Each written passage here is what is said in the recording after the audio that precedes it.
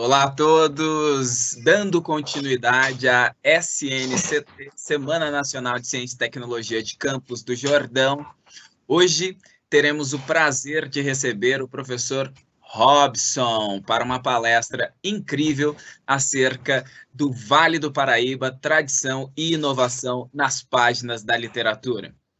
Antes de dar início à palestra, gostaria de dar alguns comunicados a vocês. Este evento é aberto e gratuito a todos. Apenas os inscritos no evento receberão certificado, mas todos podem assistir. Prestem atenção ao lado direito da tela de vocês, onde há uma tela de perguntas e respostas. Vocês poderão fazer perguntas aos palestrantes e, ao final, nós transmitiremos e ele fará as respostas. Vocês receberão o link de download do certificado no e-mail de vocês poucos dias após o evento e o certificado também ficará na sua conta do evento. Prestem atenção às perguntas e respostas aqui ao lado, em que tudo isso estará indicado. Este evento está sendo gravado e será disponibilizado na mesma página dos eventos.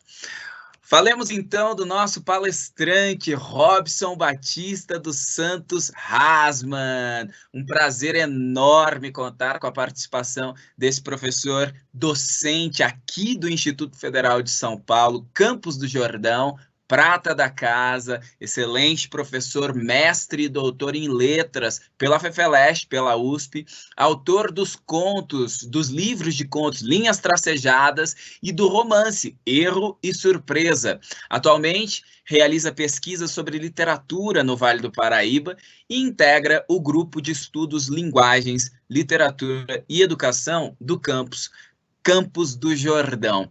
É com enorme prazer que eu tenho a felicidade de contar com esse meu colega de trabalho, essa pessoa incrível, Robson, para falar sobre o Vale do Paraíba, tradição e inovação nas páginas da literatura. Robson, fique à vontade, boa palestra e até já já. Beleza, Valmir, obrigado, valeu mesmo, gostei das palavras aí, né, o incrível lá do começo da apresentação, foi incrível, valeu mesmo. E espero que a palestra corresponda a essa apresentação aí, muito bacana, viu, cara? Queria aproveitar e dar os parabéns para toda a comissão organizadora, para os colegas, né, em especial para os colegas que estão aqui junto comigo, o professor Valmir, a Aline também, e agradecer a todos que se inscreveram e tiveram interesse, né, e disponibilizaram um pouco do seu tempo para trocar umas ideias sobre o Vale do Paraíba e aproveitar também o que o Instituto Federal tem a oferecer para a comunidade, para a região. Bom, o Valmir fez a minha apresentação aí, então eu já posso ir entrando no tema. Eu dei o título de Vale do Paraíba, Tradição e Inovação, porque eu quis jogar com a palavra inovação, né? Hoje, quando se fala em inovação, nos tempos atuais, a gente está muito ligado à tecnologia, e é justamente sobre essa tecnologia, sobre as possibilidades de conhecimento científico-tecnológico, que eu vou abordar dentro do nosso tema aqui dentro do Vale do Paraíba. Bem, eu inicio então com alguns motivadores do meu estudo, né, dessa palestra, né, o que me trouxe a pensar aqui esta palestra. E foram basicamente duas motivações. Uma eu estou apresentando na tela para vocês, acredito que todos vejam. É uma motivação já um pouco mais antiga, vamos dizer assim, e outra mais pessoal, que eu não vou mostrar, só vou falar depois. Essa é uma fotografia do jornal O Vale, o antigo jornal Vale Paraibano, de novembro de 2018, do dia 30 de novembro de 2018, e aí a fotografia foi tirada aqui em Guaratinguetá, que é onde eu moro, onde existe uma base militar da aeronáutica responsável pela formação de sargentos especializados.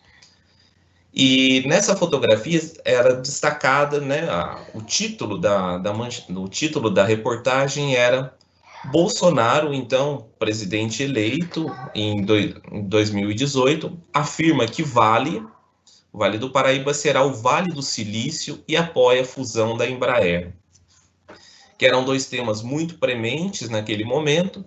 E aqui na fotografia, né, o presidente recém-eleito com o cap que caracteriza a alta patente da aeronáutica, dos brigadeiros. Aqui o senador Major Olímpio e aqui um ex-deputado federal aqui da cidade de Guaratinguetá e alguns políticos e oficiais da aeronáutica muito próximos também. E, bem, um outro motivo que me fez pensar nessa palestra aconteceu este ano, quando o CNPq tem um programa de iniciação científica para estudantes de ensino médio, e eu propus um projeto de ensino médio voltado para a literatura, e naquele momento eu recebi um e-mail, né, dos responsáveis, dizendo que não seria possível porque a literatura não estava dentro da área prioritária do Ministério de Ciência e Tecnologia. Então, esses dois eventos, né, a mensagem do então presidente eleito dizendo que ia transformar o Vale do Paraíba em Vale do Silício, a relação da presença da Embraer, e esse incômodo pessoal de não fazer parte de uma área prioritária para o governo, me trouxe algumas reflexões que eu gostaria de compartilhar com vocês, né? Analisando, então, a fala do presidente e a agenda governamental que envolve a inteligência artificial e todos os outros mecanismos de inovação, né? Aí o Big Data e outras mais, né? Tudo relacionado à inovação, vamos chamar assim. Eu encontrei na página oficial, na agenda governamental, né, que é a Indústria 4.0, o site oficial, que apresenta esse gráfico, nesse infográfico, e traça um histórico da evolução do desenvolvimento industrial e tecnológico, né?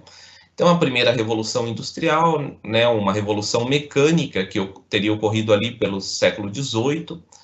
Depois, uma segunda revolução industrial com o advento da elétrica, já no século XIX. E o processo de automação, que aqui no Brasil eles situaram como a partir de 1970. E, né, um avanço da quarta revolução industrial que estaria ocorrendo neste momento, né, pelo qual nós estamos passando. E vinculando aquela foto do presidente, a foto que foi mostrada no jornal O Vale, e situando a data que 1969 como o início do processo de automação no país, eu comecei a pensar em vários questionamentos. Entre um desses questionamentos estava, por exemplo, o que haveria de promessa de político na fala do presidente eleito, né? E aí, só retomando uma coisa importante, o Vale do Silício é uma referência a uma região dos Estados Unidos onde estão localizadas as grandes empresas, as grandes corporações de tecnologia, Google, Facebook e tudo mais. Uma outra questão que passou por mim foi se a fala do presidente fosse uma promessa verdadeira, né? Por que o Vale do Paraíba seria o local escolhido para ser transformado no Vale do Silício, né? Isso é aleatório? Eu queria destacar uma outra coisa também, a partir daquela imagem, que não era a primeira vez que Jair Bolsonaro visitava a aeronáutica, né? Enquanto deputado federal, ele vinha muitas vezes a Escola de Especialistas da Aeronáutica nas formaturas dos sargentos. Então, aquele ano, em 2018, foi um momento especial, porque ele era o presidente eleito, né? Ele já era o presidente eleito. Uma outra questão que passou pela minha cabeça também, né, que eu tenho feito pensar, quais as implicações dos mais diversos âmbitos, né, no social, no econômico, sociológico, no ambiental, para a região do Vale do Paraíba, caso esse impulso tecnológico da criação de um Vale do Silício realmente se concretizasse, né? E, para além do mercado de trabalho, né, que é uma questão premente, que é muito urgente quando se pensa na quarta revolução industrial, qual a agenda governamental para as pessoas? Então, dentro daquele site da agenda governamental, não existe nenhuma referência. Quando existe, ele está marcado sempre a questão do emprego ou do desemprego, né? Então, eu tenho basicamente 3 objetivos aqui nessa conversa, que é, a partir da literatura, propor uma reflexão acerca dos processos industriais, tecnológicos e inovadores na região do Vale do Paraíba. Enfim, como é que a literatura representa ou não esses processos, né?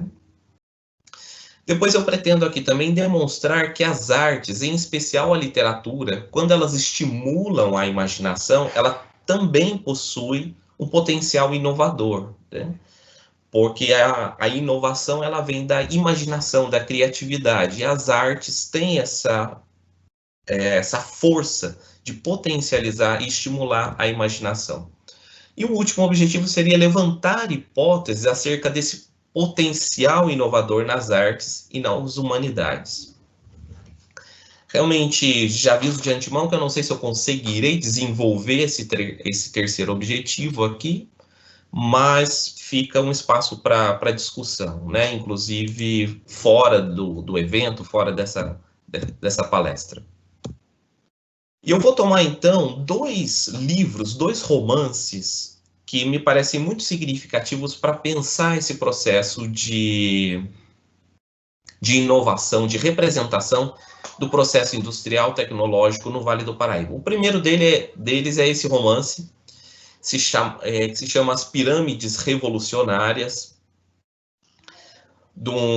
e é de um conhecido meu, né? E não trago o livro porque ele é de uma pessoa conhecida que eu tive o prazer de conhecer, inclusive em 2018, que é o Thunder DeLu.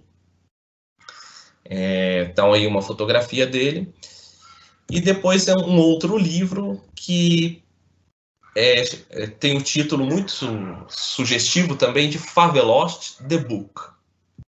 Ele é do Fausto Fawcett, que é um autor carioca, e o Thunder DeLu é um autor aqui da região, né, como eu vou apresentar um pouquinho para depois.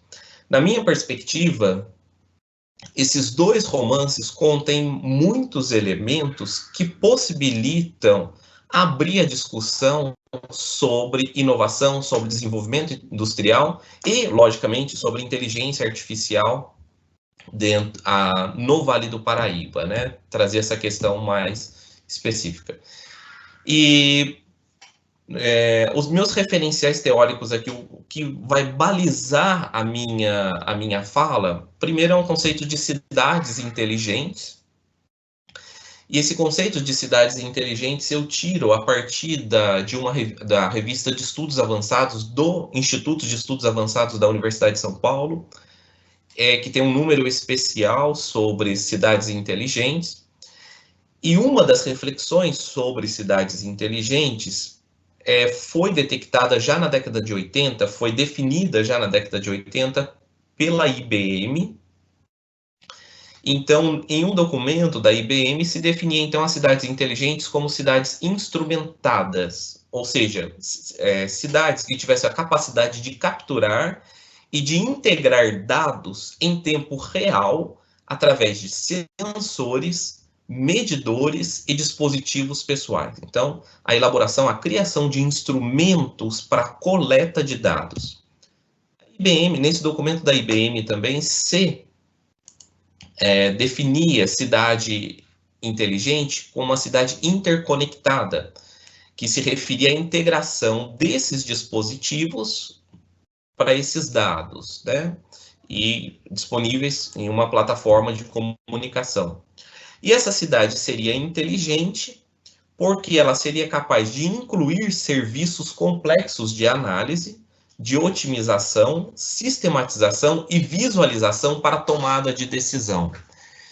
E aí é que entra um aspecto bastante importante, é que a tomada de decisão, as escolhas éticas, nós diríamos, né, para nós da humanidades, as escolhas éticas seriam não mais fundamentadas em, talvez, princípios morais, em reflexões teóricas, em princípios, mas a partir do quanto dos dados, estatisticamente falando, esses dados são capazes de me oferecer uma resposta para a solução. Transformando isso, por exemplo, em linguagem mais próxima, né? Nós temos aqui em Guaratinguetá, por exemplo, um problema muito sério que né, que foi manifestado por um dos secretários da administração pública. A gente vai fazer teatro ou a gente vai fazer asfalto? Então, o que os dados nos diriam, né, das cidades inteligentes? Um outro referencial teórico, e aí, se tiver alguns colegas da filosofia por aqui, eu já vou me desculpar, né, com bastante vergonha, porque eu vou enxugar o Foucault de uma maneira surpreendente. E eu trago o conceito, então, de biopoder e de biopolítica do filósofo francês Michel Foucault, né? Biopolítica e biopoder são conceitos muito complexos que perpassam, assim, vários pensadores, a obra de vários pensadores, mas o Michel Foucault é considerado um dos pilares, né, que capilarizou o conceito, embora ele não tenha escrito nenhuma obra tentado definir, ele não tratava de definir o que seria biopolítica e biopoder. A grande preocupação que perpassou a obra do Foucault foi a questão do poder, como se exerce o poder e como a pessoa, o grupo, os indivíduos, a sociedade, o Estado que está sob poder, né, que é o opressor, vamos usar esse termo, embora Foucault não utilize, como esses mecanismos se relacionam ao longo da história da sociedade. Michel Foucault lança essa ideia a partir ali da década de 60, mais ou menos, e no seu último livro, que é de 1974, um livro póstumo, uma obra já póstuma, ele começa a perceber alguns aspectos, né? E então eu tirei do livro Biopolítica a seguinte citação, né? Citações seriam enormes. Trata-se de captar o poder em suas extremidades, lá onde ele se torna capilar. Tornar o poder nas suas formas em instituições mais regionais e locais, principalmente no ponto em que, ultrapassando as regras de direito que o organizam e o delimitam, o poder se prolonga, penetra nas instituições, corporifica-se em técnicas e se mune de instrumentos de intervenção material, eventualmente violentos. Então era essa a preocupação do Foucault. Como o poder se organiza em discursos, em instituições, quais são os instrumentos de poder que são possíveis, né, são criados, e aí eu penso na possibilidade de, se os instrumentos tão desejados pelas cidades inteligentes não poderiam ser também instrumentos de poder e, eventualmente, de exercício violento do poder. Um outro aspecto que eu acho muito importante destacar como fundamentação desse trabalho é a gente pensar um pouco na história do Vale do Paraíba. E aí eu destaquei alguns aspectos muito rápidos, assim, não quero ficar transmitindo datas, né, em momentos, mas perseguindo o objetivo por que o Vale do Paraíba seria o Vale do Silício, na visão do então presidente eleito. E aí eu coloquei uma imagem, né, do Parque Tecnológico de São José dos Campos. Está aí em Embraer, dentro de onde funcionam as instalações do Instituto Federal, também do campus São José dos Campos. Está aí o ITA, o Instituto Tecnológico de Aeronáutica, de onde saiu o atual ministro da Ciência e Tecnologia, o astronauta. Mas não só isso, não são apenas São José dos Campos, mas o Vale do Paraíba inteiro. Então tem uma fotografia de Piquete, estão as montanhas ali, né, a indústria de material bélico, a Imbel, ligada ao Exército. Depois nós temos em Taubaté a aviação do Exército. Já fiz a minha referência, a Escola de Especialistas da Aeronáutica em Guaratinguetá, que foi criada em 1954 pelo governo Getúlio Vargas, que desativou uma escola agrícola que funcionava ali para a instalação militar. Depois nós temos a entrada aqui do CTA, que é uma instituição também militar da aeronáutica ligada ao ITA. Depois, uma fotografia em Cachoeira Paulista, do INPE, do Instituto Nacional de Pesquisas Espaciais. E aqui entram, vamos dizer, o modelo privado, né? Vamos chamar assim. Está aqui a GM de São José dos Campos. Desculpa, aqui a GM de São José dos Campos e aqui uma outra visão, né? Fora isso, passando já para o lado carioca, nós temos a usina, a CSN, a usina Presidente Vargas, bastante interessante esse nome. Nós temos também em Guaratinguetá a Unesp, que era uma faculdade de ensino, que era uma instituição de ensino técnico e na década de 70 é incorporada à Universidade Estadual Júlio de Mesquita. E aqui a antiga FAENQUIL, em Lorena, hoje vinculada também à Universidade de São Paulo, a escola chamada hoje pela USP de Escola de Engenharia de Lorena. Continuando ainda no Vale do Paraíba, nós temos o 6º Batalhão de Infantaria Leve em Caçapava, o Batalhão Borba Gato em Pindamonhangaba e o Batalhão de Infantaria Leve, Regimento Leopoldo, em Lorena, né, para quem é mais próximo aqui da região, o 5º BIL.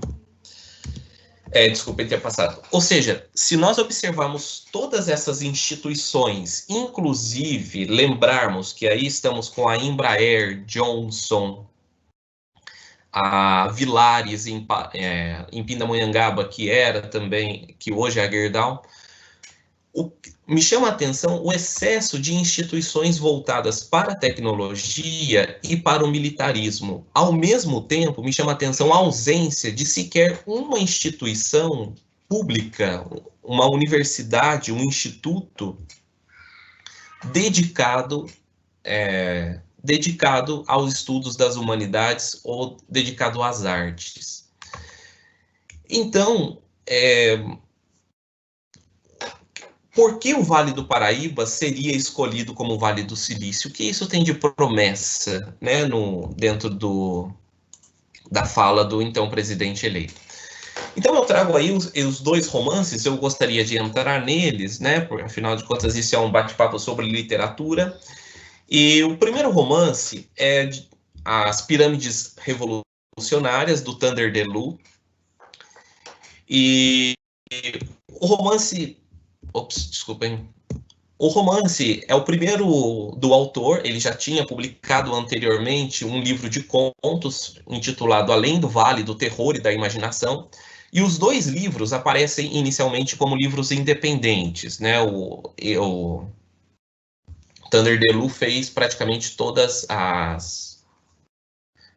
o processo de editoração do livro. Em 2019, o livro é publicado por uma editora pequena de Taubaté, a Telucaso, e está disponível, inclusive, lá na página da editora, né? Thunder DeLue é um autor natural de Monteiro Lobato, e Monteiro Lobato é onde se passa a primeira parte da história. O livro está dividido em 2 momentos, em 2 partes. A primeira em Monteiro Lobato e a segunda em São Tomé das Letras. Algumas curiosidades aí sobre o Thunder DeLue. Thunder DeLue é um vocalista e letrista de heavy metal, de punk, de rock, inclusive com discos gravados, né? Isso já na década de 80. E ele foi eletricista, né? E foi eletricista, inclusive, da Embraer. Bom, e atualmente ele é vizinho nosso aqui de Campos do Jordão, ele mora em São Bento do Sapucaí, né? Eu acho que fica o convite para o Thunder um dia bater um papo com a gente lá no campus mesmo. E o que eu quero destacar do livro do Thunder DeLu? Né? Ele é um livro de 2018, o outro livro é um livro de 2012, mas eu trago este primeiro porque no livro do Thunder DeLu existem inúmeros aspectos, inúmeros que a gente poderia abordar, né? Desde de uma literatura voltada para o terror, até uma literatura, até uns temas ligados à cultura pop, ao rock, enfim. Trazendo um resumo sobre o livro, o romance tem dois protagonistas principais, né? Tem a história do Stanley e da Cecília. Stanley e Cecília são jovens moradores da cidade de Monteiro Lobato, que gostam de heavy metal, que gostam de punk, que gostam de rock, com algumas diferenças entre eles, como a gente vai ver em algum momento aqui. Eles moram com as famílias. O pai da Cecília é um ex-bancário, né? Ele trabalhou no banco, tal. E o pai do Stanley é um homem mais sonhador, também já aposentado, trabalhou também como eletricista. E o pai do Stanley o apoia muito para que ele viva os sonhos, para que ele saia, né? Para que ele aproveite, né? Que ele, para usar em termos de literatura, que ele coloque o pé na estrada, né? Já a Cecília praticamente se une ao Stanley por causa do pai. O pai é um homem muito rígido, vive ainda uma mentalidade muito patriarcal e, né, bate nela, tudo, e isso possibilita que ela fuja também junto com o Stanley. Eles saem de Monteiro Lobato, tem uma vivência muito intensa nas repúblicas em Ouro Preto e chegam a São Tomé das Letras, onde eles passam a ter experiências, inclusive, com extraterrestres, né? E aí, mas eu não quero chegar nesse aspecto do romance, ainda que seja muitíssimo interessante. Infelizmente, não vou tratar disso aqui neste momento. Então, eu queria destacar 3 pontos que, na minha perspectiva, o livro do Thunder DeLu traz para a gente alguns temas e alguns motivos do Vale do Paraíba, né? A primeira delas é a presença de Monteiro Lobato. Monteiro Lobato, muito tradicional na literatura infantil, né? Mas o Monteiro Lobato, ele aparece para a literatura com vários livros em que ele vai pensar sobre o caipira. Ele vai pensar o homem do fundo do Vale do Paraíba, né? O que ele denominou na época de cidades mortas. A cidade onde Stanley e Cecília moram se chama Monteiro Lobato, porque ali teria nascido o escritor, né? Então, eu trago a descrição que Thunder DeLu faz da cidade, tá? Encravada feito unha no pé verde do gigante da Serra da Mantiqueira, entre a promissora cidade de São José dos Campos e a fria Campos do Jordão, Monteiro Lobato ainda conservava nos porões de sua alma um mormaço ancestral e estático de interior decadente, digno de lápide nas páginas do livro Cidades Mortas, do escritor, com cujo nome fora batizada. Apesar de possuir um povo, em sua maioria de índole aparentemente inquebrantável, ainda existia no ar um certo eco fantasma de um passado reacionário e longínquamente promissor, cujas ondas sonoras atravessavam as décadas, reverberando dos alto-falantes que ainda nem existiam no auge do plantio de café na região. O parágrafo é muito lindo, não só ele é lindo não só pela descrição que ele faz, né? Mas ele é lindo pela possibilidade também a condensação que ele faz de uma visão do Vale do Paraíba, né? Ele coloca São José dos Campos ao lado de Campos do Jordão, ele traz as cidades mortas do Monteiro Lobato, e aí liga esse forte aspecto da cultura cafeeira, que possibilitou, inclusive, pensar na escravidão, né, na manutenção da escravidão, do café. Ou seja, está aí todo o Monteiro Lobato, está toda aí a literatura forte, a literatura vale-paraibana fortemente representada neste parágrafo. E aí eu trago um trechinho do Monteiro Lobato para pensar, né, para a gente comparar esse trecho que o Thunder DeLu escreveu.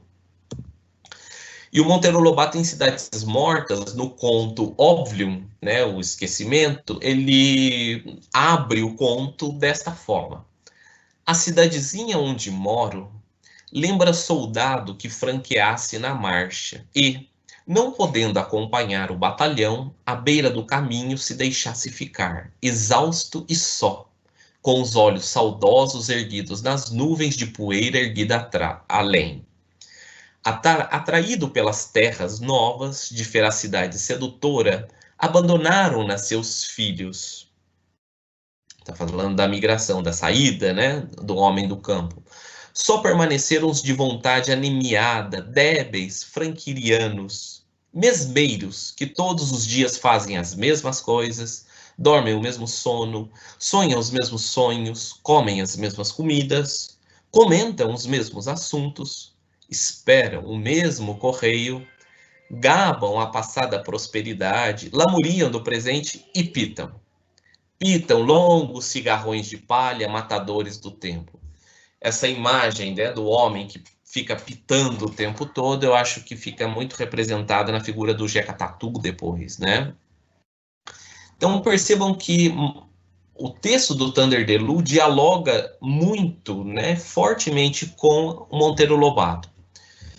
Um outro aspecto do livro do Thunder DeLu que eu gostaria de destacar é o tema que eu estou chamando aqui de rebeldia e repressão, que aí eu entro exclusivamente nos mecanismos de poder, tá? O texto do Thunder DeLu, a história, a narrativa está ambientada a partir de 1986, a primeira parte é praticamente um diário, né? Nós acompanhamos dia a dia as mudanças comportamentais, as mudanças de mentalidade intelectual do Stanley e da Cecília. E aí, o Stanley, o Thunder, olha, desculpa, o Stanley está pensando no seguinte, o que ele vai fazer depois que ele terminar o ensino médio, né? E ele está tendo uma conversa com a mãe, com o pai, e a Cecília também está na casa, eles estão jantando ali. E a mãe diz o seguinte, ele diz o seguinte para a mãe, né? Eu vou me formar este ano e cair na estrada da vida. Vou conhecer cada centímetro desse mundo. A mãe, tendo aquela visão do Vale Paraibano apresentada anteriormente, diz para ele, né? Deus me livre e guarde. Vai trabalhar em São José dos Campos num cargo bom na Embraer, na Johnson, na General Motors. E o Stanley, né? Já imaginou eu acordando às 4 da manhã para me matar num chão frio de fábrica como a Embraer, por exemplo? Chegar, bater cartão, tomar café melado, instalar cabos elétricos num avião até a hora do almoço, traçar um bandejão cheio de salitre e gordura, voltar a instalar cabos elétricos, bater o cartão de novo, voltar para 6 da tarde. Vejam que a fala do Stanley é uma fala que marca a mesmice contra a qual o Monteiro Lobato se rebelou. A fala do Stanley representa uma certa mesmice também, uma mesmice dentro da industrialização, né? E aí, nesse dia, o Stanley havia ganhado da mãe um disco do Pink Floyd, né? E o Stanley odeia Pink Floyd, ele não gosta, tal, mas a Cecília, sim, a Cecília se sente muito bem. E aí, né, termina o jantar, termina a discussão entre a mãe, né, discussão, entre aspas, aí, a conversa entre eles na casa, e a Cecília e o Stanley ficam sozinhos, e os dois vão conversar. E a Cecília começa, então, a observar um pouco melhor o Stanley. Cecília olhava incrédula para o garoto magrelo e alto de cabelos desgrenhados. Não parecia o Stanley Punk que sempre xingava o Pink Floyd, que sempre desdenhava qualquer banda que tocasse mais de 3 acordes. Parecia que alguma coisa estava mudando naquela cabeça 8 ou 80, como dizia Cecília. Parecia, olha que lindo isso aqui que é feito, né? Parecia que uma luz branca penetrava por aquele crânio vazio e vazava pelos olhos metamorfoseados no intenso facho de luz multicolorida. E aí, logicamente, né? Vejam como a descrição do Thunder the Lou é excelente, porque ele envolve a visão do disco do Pink Floyd que ela acaba de ganhar, né? O disco Prisma, e o que está acontecendo, né? Como se esse triângulo, que é a pirâmide que se refere a que o livro se refere, né? Nós podemos imaginar o facho de luz, tá? E aí um último ponto dessa questão da rebeldia, da repressão que eu gostaria de mostrar para vocês é o quanto no livro do Thunder the Lou, os mecanismos e os instrumentos de repressão, eles são, por assim dizer, tradicionais e conhecidos da história do país, tá? O pai do Stanley, e me desculpem agora porque me fugiu o nome realmente do pai do Stanley, o pai do Stanley, quando jovem, era alguém ligado a questões que envolviam a esquerda, que envolviam contestação do regime militar, né? E um dia o pai conta para ele como foi a relação dos militares, como foi a relação dele com os militares. Bom, e aí nós temos então esse mecanismo de repressão, que eu vou dizer que a história nos mostrou, né, como funciona e que é um pouco mais próxima da gente. O pai do Stanley conta para ele o seguinte: eles estão numa pescaria, né? Que por si só é bastante simbólico isso. Confesso que já naquela época achava muitas dessas teorias comunistas, socialistas, marxistas ou qualquer istas que fossem já ultrapassadas. Eu achava que o proletário tinha que se unir e gostar de me sentir parte dessa massa de peões sujos de graxa e óleo diesel. O tempo foi passando e veio o golpe militar de 1964. Desculpa, pessoal, fui ligar aqui a tomada. E aí, como alguém que estivesse próximo a sindicatos e a pessoas contrárias ao regime, o pai do Stanley é preso e torturado, né? A tortura é esse mecanismo bastante conhecido de repressão. Na primeira noite, depois do primeiro interrogatório, me deixaram pelado no meio da cela vazia e suja. E de meia em meia hora, vinha um soldado e jogava água gelada em mim. Ao mesmo tempo, ouvia gritos vindo de outras celas, inclusive gritos femininos e de crianças. No dia seguinte, bem cedo, me sentaram numa cadeira de madeira, me amarraram, me amordaçaram, me molharam e conectaram vários fios desencapados. Eu não vou avançar, tá? Porque realmente eu acho que fica bastante pesado para mim, né?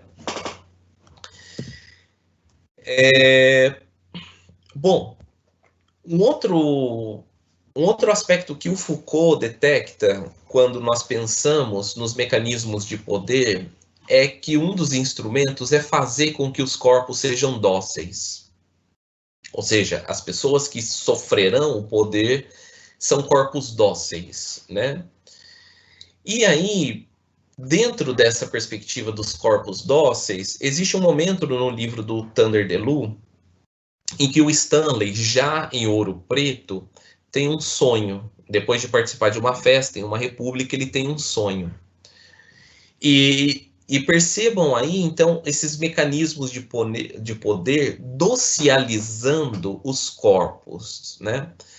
Stanley se aproximou devagar e pegou um jornalzinho do sindicato na boca do túnel. Já quase na metade do caminho, ouviu alguém gritar: olha lá o pelego, segura ele lá, pelego do caralho, puxa saco do caralho, filha da puta, pelego. Stanley correu tropeçando nos próprios pés, deu um tranco tão forte na roleta de acesso que por um pouco não desloca o quadril obeso. Conseguiu entrar nas dependências da Embraer e só sairia dali às 3h36 da tarde. Chegou ainda a tempo de bater o cartão no horário correto da entrada, às 6h06, né? Às 3h36, às 6, essas coisas, né? Vários elementos aqui. Isso é um sonho do Stanley, ele se imaginando já próximo da aposentadoria. Só para a gente lembrar, para os mais jovens, aposentadoria foi uma coisa que existia há muito tempo e entrou por vocabulário como, por exemplo, palavras como alcova, tilbury, né? Enfim, mas o que eu quero destacar aqui, o quanto o Stanley, nesse sonho, é atacado, né, em várias partes do seu corpo. Primeiro, ele ouve alguém gritar, né? O ouvido, né, a impossibilidade de autodefesa do ouvido, né? Ele está gritando. Depois ele tem que sair correndo, esse tranco na roleta, e sendo a roleta, o cartão de ponto, os principais mecanismos e instrumentos de controle, né? E o Foucault, em algum momento, vai destacar a importância da estatística para você ter dados específicos e a estatística como um elemento de controle do Estado, inclusive. Daí a palavra estatística. Bom, então, para a gente apresentar uma síntese aqui, esses elementos, o sindicato, a repressão na época da ditadura, o modo como as fábricas controlam o horário, né, da produção, tudo isso são mecanismos e são instrumentos de poder que, de certa forma, nos são conhecidos, que nos são próximos, e a história nos ensinou como eles funcionam. No entanto, me parece que com a chegada da indústria 4.0 e com os mecanismos de inteligência artificial, nós estamos diante de outras formas de controle, outras formas de poder. E eu gostaria de ressaltar que lá em 2018, quando o presidente foi eleito, um dos receios que pairava pela imprensa e tudo mais era o receio da volta da ditadura. Enfim, eu não vou entrar nesse mecanismo, acho que também não é para isso, né, a conversa aqui, mas enfim, o que eu gostaria agora de apresentar é como no livro Favelost nós temos a possibilidade de vislumbrar o que pode vir a ser, quais são os instrumentos de controle com a inteligência artificial. Porque não me parece que seja só uma questão de emprego ou desemprego que vai gerar, mas é como nós vamos ser docilizados, como os nossos corpos serão docilizados, né? E então eu apresento aqui o livro um pouco. O livro é um romance de 2012. Fausto Fawcett ele já tinha 5 livros publicados. Depois, em 2015, ele publicou mais um, né? Entre romances e contos. Ele, como eu falei para vocês, ele é um autor carioca que, coincidentemente, ele ingressa na música em 1986, que é o mesmo ano da primeira parte do livro do Thunder DeLuc. Ele é jornalista, compositor, escritor. E para a gente, fora da literatura, a gente tem umas referências, né? Acho que todo mundo conhece, né? Pelo menos um pouco, quem está aí na faixa dos 30 e pouco, dos 40 anos, se lembra de um hit ali dos anos 90, que é Cátia Flávia, Godiva do Irajá, e Rio 40 Graus, que depois se tornou mais conhecido na voz da Fernanda Abreu. Ops, desculpa. Depois ele tem músicas com o Skank também e tudo mais. Bom, Favelost é um romance dividido em 78 capítulos de extensão variada. Alguns capítulos têm quase 10 páginas ou mais, outros capítulos duram algumas linhas apenas. E o romance está baseado também em um casal, né? Vamos dizer assim, é o Júpiter Alighieri e Eminência Paula, né? Esses são nomes que eles adotam. Tanto a Eminência Paula quanto a Júpiter Alighieri trabalham para uma empresa chamada Intensidade Vital, e eles são capatazes de humanistas, tá? Isso, eles são capatazes de humanistas. Eles circulam por Faveloste em busca de pessoas que estejam tendo ataques ramiléticos, né? E um outro aspecto é o seguinte, foi implantado neles um chip, é um chip autodestrutivo, e eles precisam se encontrar, e o livro fala com essas palavras, eles precisam se encontrar para dar uma trepada, porque senão o chip vai destruí-los, né? Nós não sabemos quem instalou esse chip, mas a gente imagina que seja a Intensidade Vital, a própria empresa. Existem alguns vestígios de que foi a própria empresa que instalou o chip neles. E eles estão em polos opostos de Faveloste. Então, o livro inteiro vai marcando as horas, num período de 24 horas, em que eles têm que se encontrar para ter a relação sexual, para desfazer o chip, né? E dentro dessas 24 horas, eles passam circulando, eles vão encontrar diversas situações, entre outras, pessoas que estão tendo ataques ramiléticos. Então, eles têm que fazer o exercício, o trabalho deles. Enfim, mas o que é Faveloste, né? O livro traz também esse subtítulo de The Book para jogar um pouco com o próprio título, né? Em vários momentos, Faveloste é definido como uma mancha urbana. É uma mancha urbana. Em outros momentos, Faveloste é definido como metrópole medieval.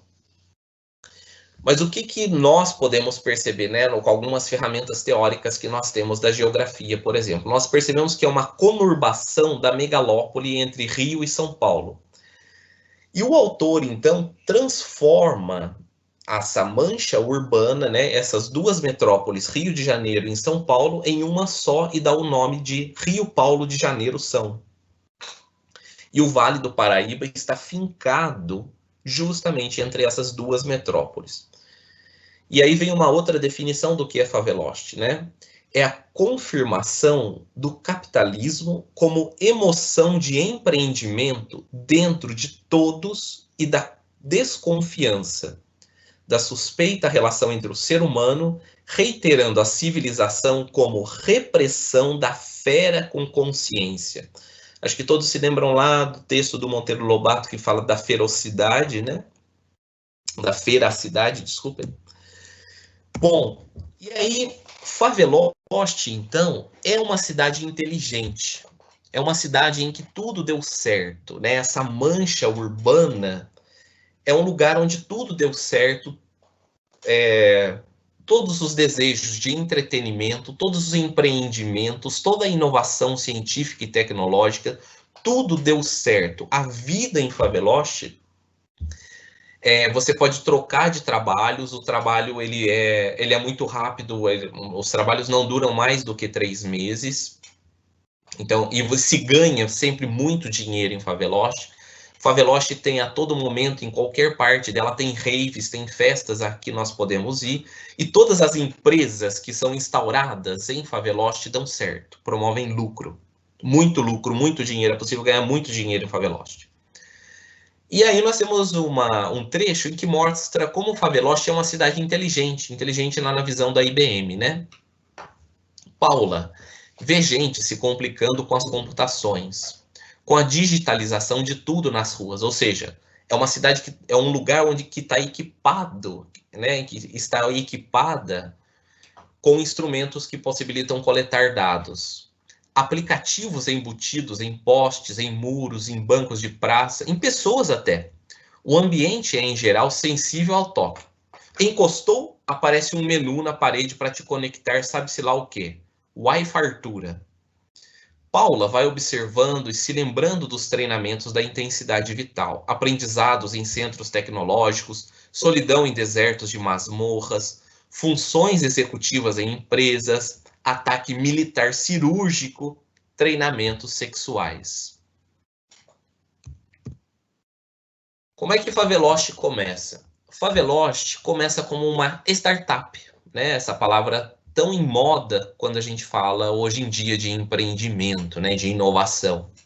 É uma startup de um grupo de garotos da elite técnico-financeira terrestre, que tinha, na época, mais de 20 bilhões de dólares na conta.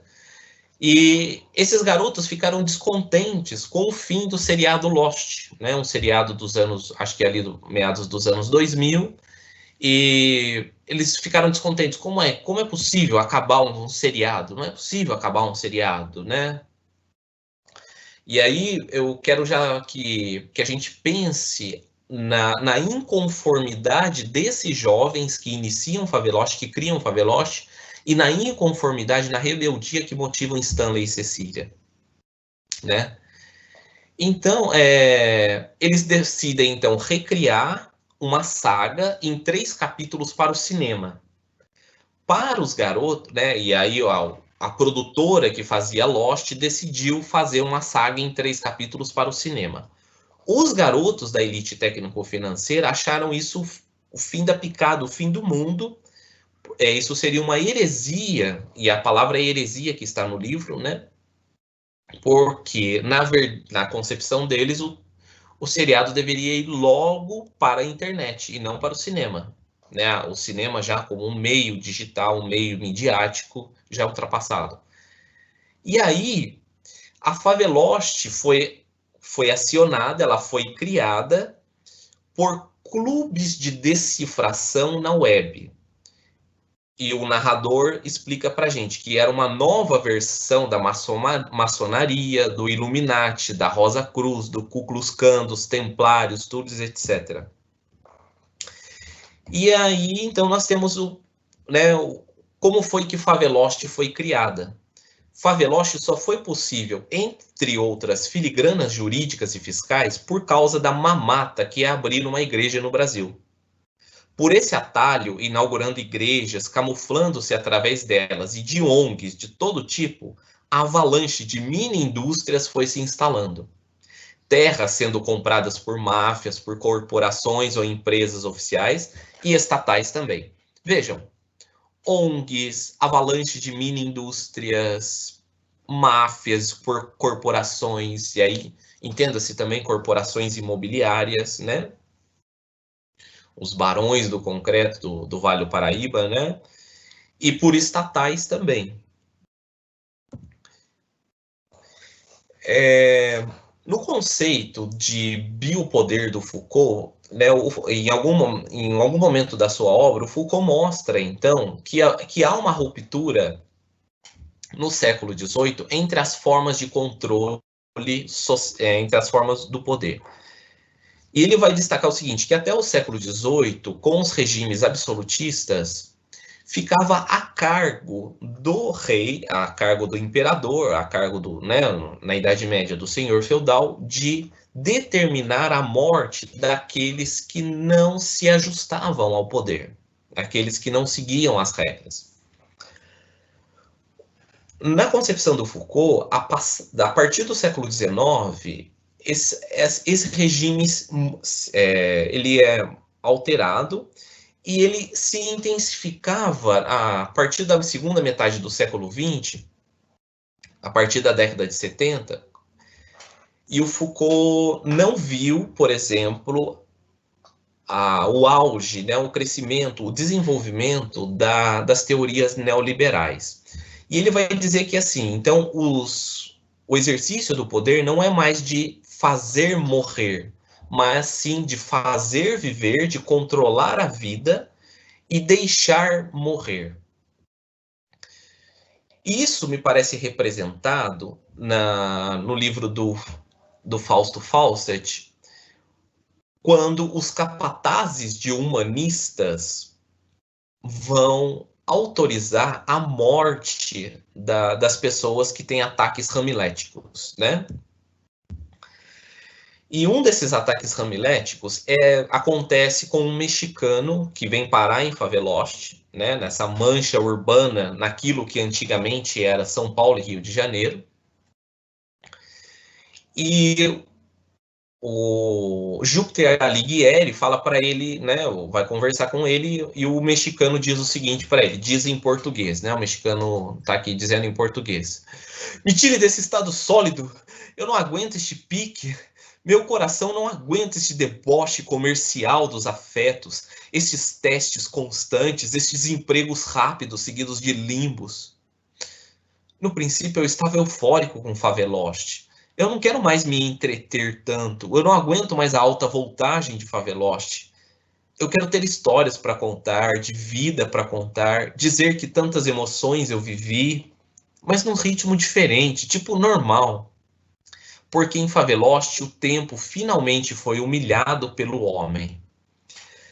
E o Júpiter Alighieri diz para ele então o seguinte: eu estou te dando uma chance, mexicano, que tem celular nos pulsos, que tem estigmas de celular sangrando. Noque estigmata, noque estigmata. How do you feel? Pergunta um longínquo Pink Floyd de dentro do coração atômico de alguma mãe, tá? E aí tá o livro do Thunder DeLue, né? Esse coração atômico de alguma mãe me lembra muito o que vai acontecer com a Cecília. E a imagem do Pink Floyd também volta, né? Ops, desculpa. E aí, o que o Júpiter Alighieri faz depois que o mexicano pede para sair de Faveloste? Mas vejam, não é mais possível sair de Faveloste, só é possível entrar. A única forma de sair de Faveloste é ser sulfurizado. E esse, né, a injeção de ácido sulfúrico no organismo. E esse ácido sulfúrico, né, e depois que o ser humano é sulfurizado, ele é mandado para pesquisa. Porque em Faveloste, uma das coisas que mais existe é pesquisa. Tem centros de pesquisa para tudo. Tem centro de tecnologia para tudo. E aí, então, Júpiter Alighieri diz o seguinte, antes de autorizar a morte do mexicano. Júpiter Alighieri, veterano da intensidade vital, dá uma cusparada no nariz do mexicano, dizendo, e eu, né, desculpe, tu é fraco, mexicano, tu é fraco para Faveloste, mas será útil liquidificado, ou gasoso, ou em forma de bola eletromagnética. O capataz de humanistas fura com caneta tinteiro cheia de ácido sulfúrico o corpo do mexicano. As multidões continuam andando e fazendo o que tem que fazer em Faveloste. E eu vinculo essa cusparada no nariz, né? A cusparada vai no nariz porque ela impede que respire, né? Ao grito que o Stanley ouve no sonho dele no sindicato, né? Bom, e aí eu passo então para algumas considerações finais para abrir, né, se alguém tiver com pergunta também e tal, até mesmo porque daí para frente os livros vão ficando cada vez mais pesados, mas as minhas considerações eu gostaria de fazer a partir de uma frase de Faveloste, né? Que é a seguinte: enquanto o Brasil se preocupava com corrupções, com balanços econômicos, com estatísticas trabalhistas, epidemias advindas das insalubridades, Faveloste acontecia. Tá? Então, assim, muito obrigado. Agradeço mais uma vez a oportunidade de compartilhar aqui com vocês esse trabalho. Agradeço mais uma vez a toda a comissão do Campos do Jordão do Instituto Federal de São Paulo, pela realização deste evento, e estamos abertos aí para conversas, para perguntas, para comentários, tá bem? Muito obrigado. Excelente, Robson. Como era de se esperar, foi muito bom. A gente tem sim algumas perguntas aqui e eu gostaria de começar pela terceira. Vou fazer o caminho inverso aqui. É a pergunta da Débora e ela pergunta o seguinte, Robson: professor, existe a possibilidade da criação de um grupo de estudos remoto sobre a literatura do Vale do Paraíba, visto que muitos não têm conhecimento da existência de tais obras? Ô, Débora, isso. E aí, já a gente está falando do livro do Thunder, né? Tem a questão da telepatia. Daí, enquanto eu pensava nisso tudo, eu imaginava como seria possível criar um núcleo de estudos sobre o Vale, sobre a literatura, dentro do campus. E acho que a Stephanie depois pode ajudar a gente. Né, eu acho que criando esse núcleo, a gente pode chamar pessoas também de outras instituições e abrir para a comunidade. Eu acho que isso seria ótimo, né? Vamos que vamos, e não, acho que não precisaria nem ser remoto. Vamos ver se a gente consegue, voltando às atividades normais, a gente consegue estabelecer isso. Mas eu acho que seria muito interessante. Obrigado aí pela pergunta. Ótimo, Robson. Temos uma pergunta da Sueli de Bem, e ela pergunta o seguinte: Faveloche seria semelhante a um admirável mundo novo? Sueli, eu acho que ele está na mesma linhagem. Eu acho que ele vem na mesma linhagem, né? Eu acho, né? A literatura ela tem essa coisa de, né, de ter várias influências, de ter vários diálogos. Então, quando estamos lá no Admirável Mundo Novo, por exemplo, da criação dos seres humanos, né, que vão ser divididos em alfas e betas e tudo mais, eu acho que Faveloche não chega a isso, né? Apesar da linhagem ser a mesma, eu acho que Faveloche chega a isso. O que me chama muito a atenção na forma da apresentação da ficção científica em Faveloche é que o Faveloche está muito mais próximo de um mecanismo de controle econômico que parte, né, da intensificação das ideias de liberalismo e das ideias de neoliberalismo. Então, o Faveloche ele é um balão de ensaio, né? Ele é um balão de ensaio, né? E ao contrário do resto do país, do resto do mundo, e ali no Admirável Mundo Novo, se eu não me engano, toda a sociedade se transformou naquilo. Então, acho que sim, acho que a discussão é muito frutífera, tal, né? E a gente pode sim estabelecer relações muito fortes. E aí destacando, né, que me parece que lá no Admirável Mundo Novo não é uma autorização para morrer, mas é a criação da vida que é controlada, né? E isso, em épocas de pandemia, em épocas de vacina, não sei, me parece que tem alguma coisa a ver, sei lá. Mas só estou imaginando, pensando muito por cima, assim. Obrigado, viu, Sueli? Eu achei que as respostas foram muito boas. Professor Robson, tem mais uma aqui. Professor, o senhor acredita que a literatura é mais uma provocação do que uma pergunta? Vamos ver, Robson. O senhor acredita que a literatura, ou a palavra em geral, tem algum poder de mudar o estado de coisas em que vivemos?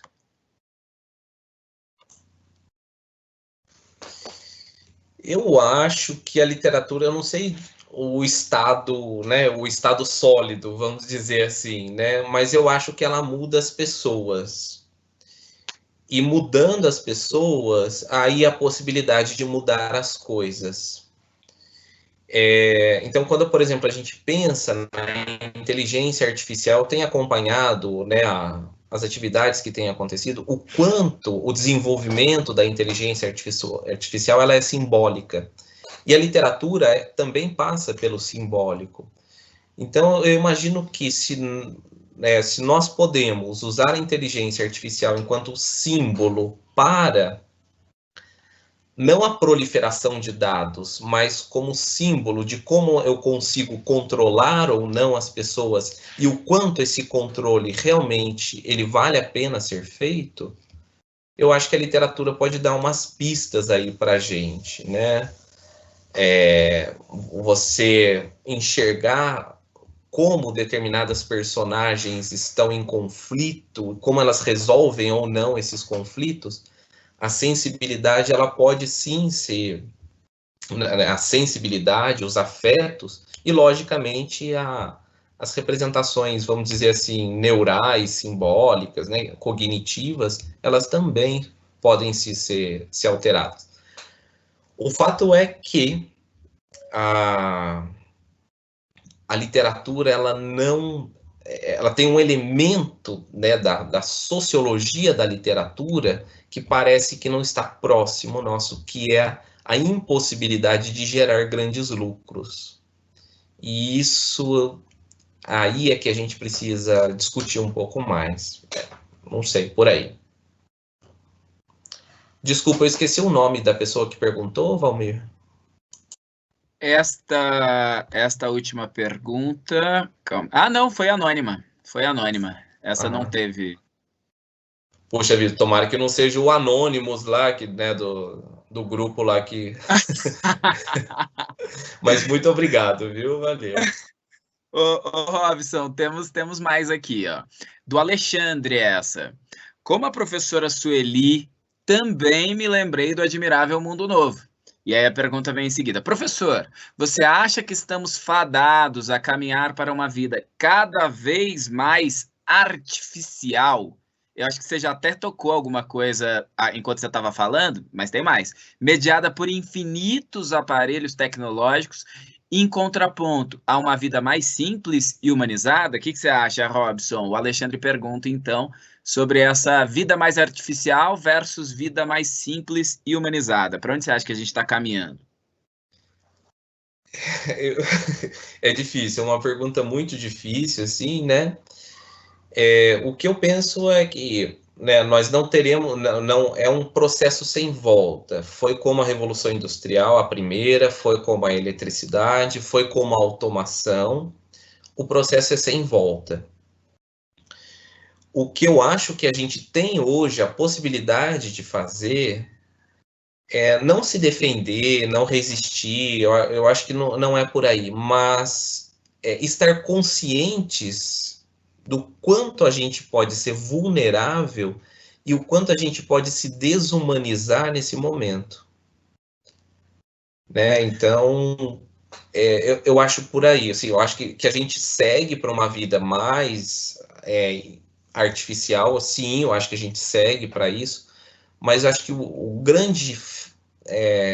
a grande novidade de nós que estamos vivendo este momento, que vamos passar pela indústria 4.0, é justamente saber os impactos que causaram e o quanto a gente pode vou dizer, conviver com isso, né? Tentar se aproximar de uma forma mais humanizada, mais simples, sem também grandes romantismos, né? Eu acho que não seria por aí.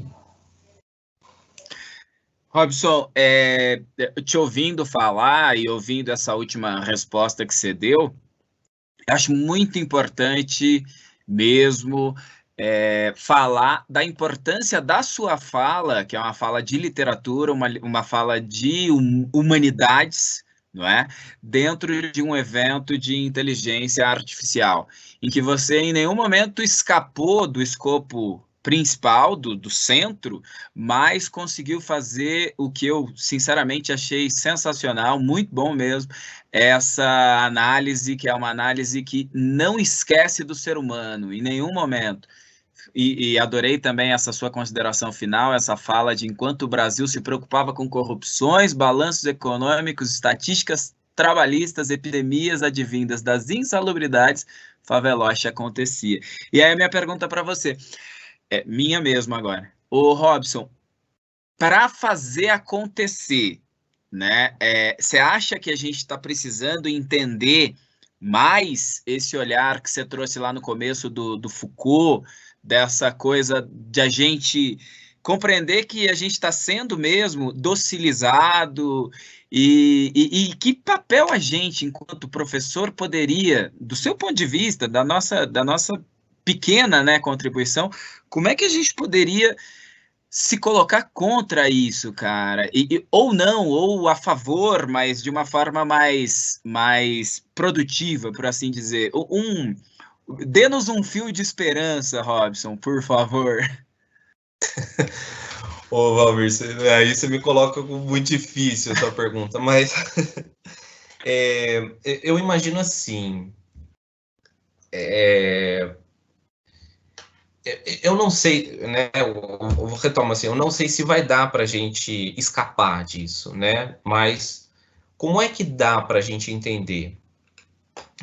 Como é que eu acho que a gente ou convive, ou minimiza, ou a gente, sei lá, não tem ataque ramilético, né? A ponto de ser sulfurizado.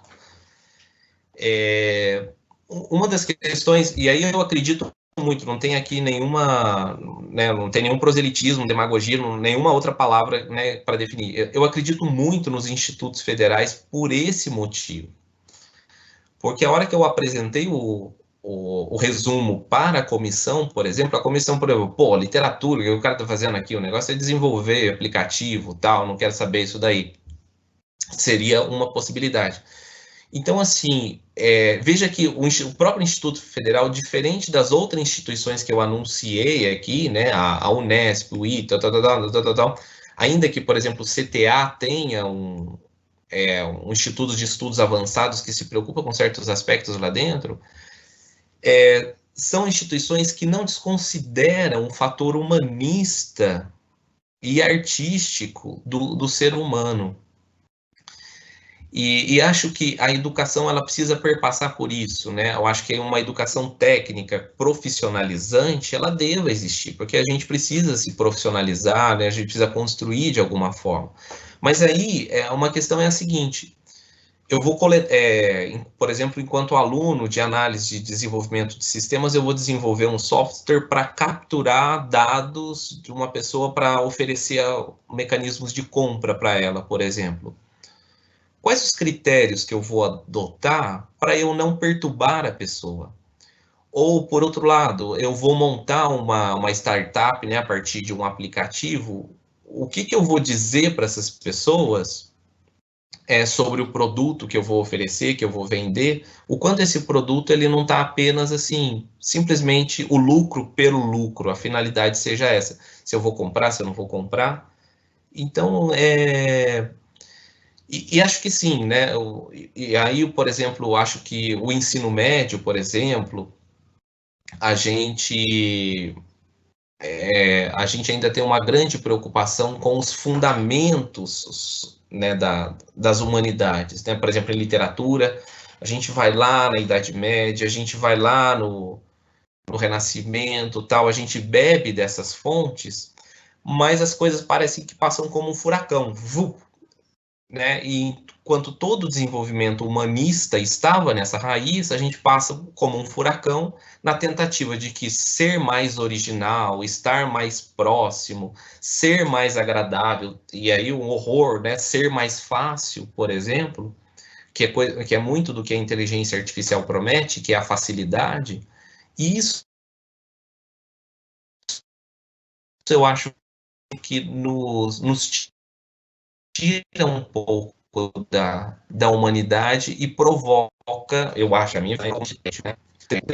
Tudo está disponível, tudo está à mão, tudo é fácil, a memória, os mecanismos de lembrança, eu posso lançar mão deles, porque afinal de contas estão todos em um dispositivo. Eu acho que isso é que é preocupante, sabe?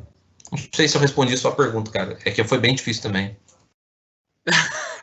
Na verdade, você superou e muito aquilo que eu tinha pensado. Nós temos várias e várias boas recomendações aqui, gente dizendo foi excelente a palestra, parabéns, Robson. Sim, foi ótimo, obrigada, Robson. Muito interessante as conexões feitas, faz-nos refletir sobre vários pontos. E por mim, a gente falaria ainda mais umas 2 horas e meia aqui, tranquilão, porque foi muito bom. Opa, surgiu uma última aqui, Robson. Você tem. Posso te fazer? Posso te Pode. fazer mais uma perguntinha? São 12h15, mas acho que o público deseja Pode sim, mais. Val. Não, Perfeito. tranquilo. No Vale do Paraíba, a conversa não desemenda, hein? Adoro.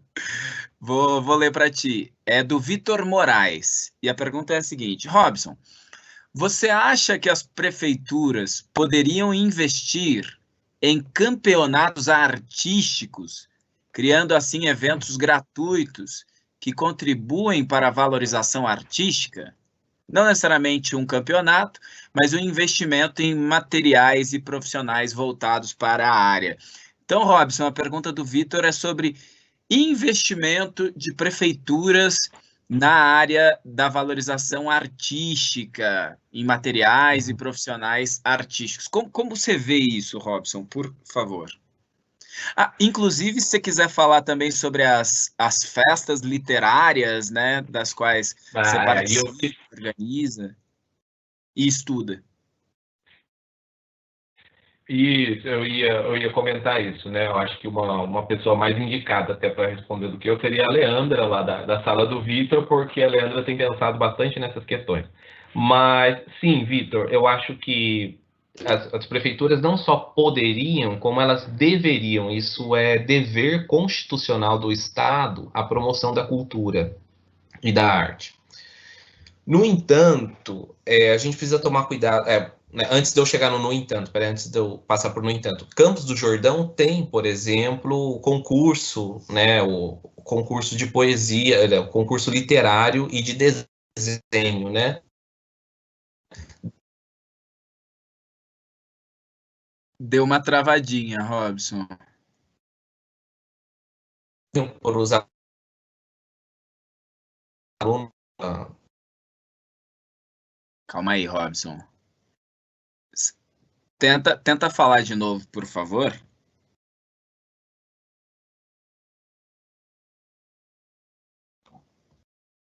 Acho que a gente está com um probleminha de conexão com o Robson. Estamos tentando resolver aqui.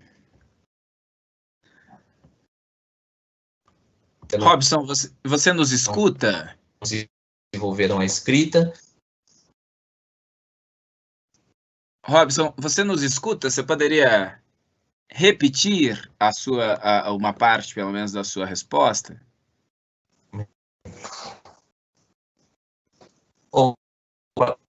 Só. Eu acho que a gente está com... tenho certeza que a gente está com uma dificuldade aqui na transmissão neste momento, Robson. Enquanto a gente tenta reestabelecer, se o Robson quiser tentar uma vez mais... Melhorou, Valmir? Agora eu te escuto. Você pode falar uma vez mais, só para eu ver se está tudo bem?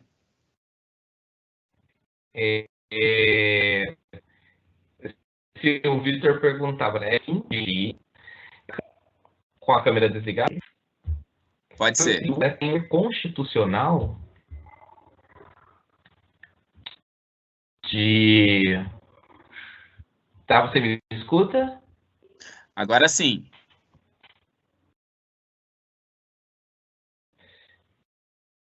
Beleza. As prefeituras têm o dever constitucional de... Por exemplo, tem o concurso, né, de desenho, o concurso escolar, concurso de redação, de poesia, que inclusive tem premiações. No entanto, eu gostaria só de assim, que não é só fazer o evento, mas o quanto esse evento está o que fundamenta esse evento. Eu acho que isso é importante. Então, por exemplo, em termos de literatura, eu fazer um grande evento mundial e tudo mais com essa literatura, ou então eventos que estão completamente desvinculados da vida cotidiana das pessoas, eu fico com muita preocupação quanto a esse tipo de coisa. Ou então pensar na cultura a partir exclusivamente de editais de fomento, né, de editais como PROAC, Rouanet. Eu acho que isso é o que preocupa quando a gente pensa em promoção de cultura nas cidades, né? e tenho tanta propriedade para falar, não. Robson, não, eu acho que a sua resposta dentro das suas possibilidades ficou muito bem clara. E até por conta dessa dificuldade que a gente está tendo agora com a internet, e também porque você respondeu a todas as questões, a sua palestra foi muito elogiada. Eu também gostaria aqui, em nome da SNCT, de agradecer demais pela sua fala, de agradecer demais pelos conhecimentos que você trouxe. Foi tudo muito bom, foi tudo muito bem-vindo e muito interessante. Te admiro como profissional, como parceiro de trabalho, inclusive, gostaria de deixar isso registrado aqui a todos e todas. E quero, por favor, neste momento, que você dê as suas palavras finais aí para a gente encerrar essa excelente palestra de muito válida em todos os sentidos. Obrigado, Robson. Valeu, Valmir. Cara, sem palavras também, muito boa aí, né?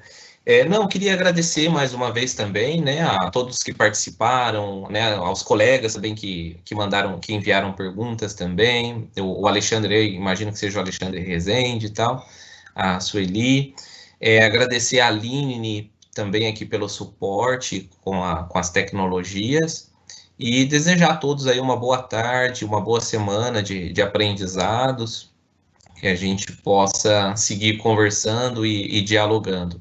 E não esquecer da Débora, que me fez uma proposta irrecusável, né? É isso. Abração para todo mundo. Obrigado demais, Robson. Encerramos neste momento a palestra com o professor Robson. Esperamos que vocês, agora à tarde, ao final da noite, continuem acompanhando a programação da SNCT. Agora à tarde, a partir da 13h30, já temos palestras e afins. É isso, gente. Muito obrigado pela parceria de todos e todas e até breve.